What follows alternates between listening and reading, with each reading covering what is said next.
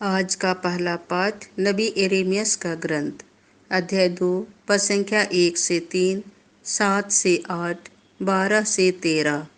उन्होंने मुझे संजीवन जल के स्रोत को त्याग दिया और अपने लिए ऐसे कुंड बनाए जिनमें दरारें हैं।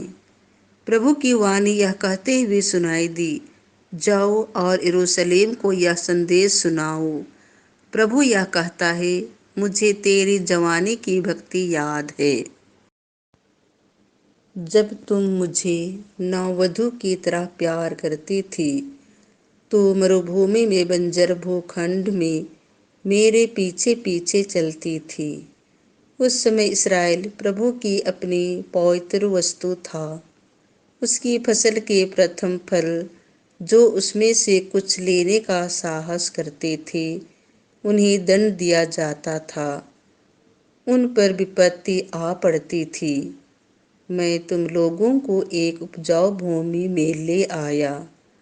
मैंने तुम्हें उसके उत्तम फलों से तृप्त किया, किंतु तुम लोगों ने उसमें प्रवेश करते हुए अपवित्र कर दिया, जिससे मुझे अपनी विरासत से घृणा हो गई है।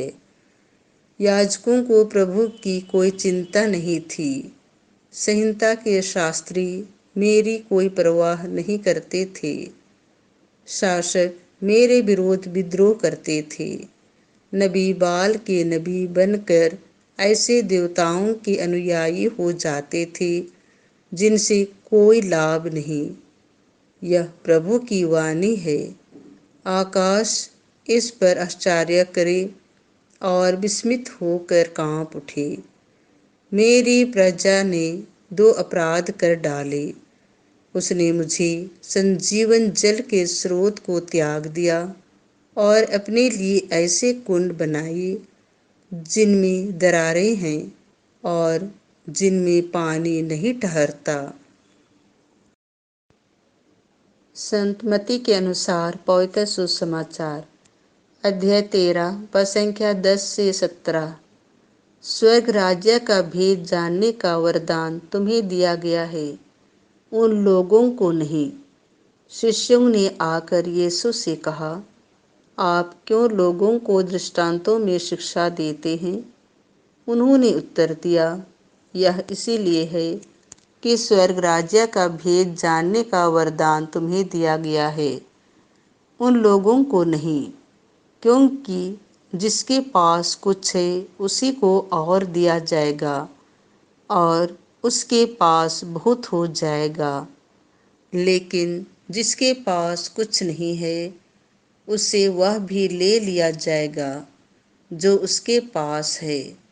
मैं उन्हें दृष्टांतों में शिक्षा देता हूँ, क्योंकि वे देखते हुए भी नहीं देखते और सुनते हुए भी ना तो वे सुनते और ना समझते हैं।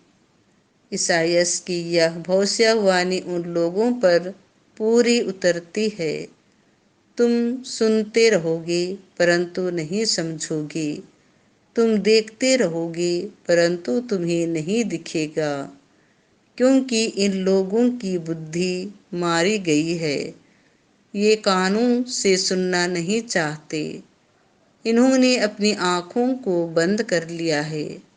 कहीं ऐसा ना हो कि ये आँखों से देख ले, कानों से सुन ले, बुद्धि से समझ ले, मेरी ओर लौट आए और मैं इन्हें भला चंगा कर दूं।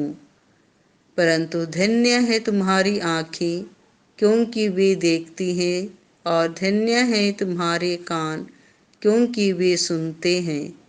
मैं तुम लोगों से कहे देता हूँ, तुम जो बातें देख रहे हो उन्हें कितने ही नबी और धर्मात्मा देखना चाहते थे, परंतु उन्होंने उनको देखा नहीं। और तुम जो बातें सुन रहे हो वे उनको सुनना चाहते थे, परंतु उन्होंने उनको सुना नहीं।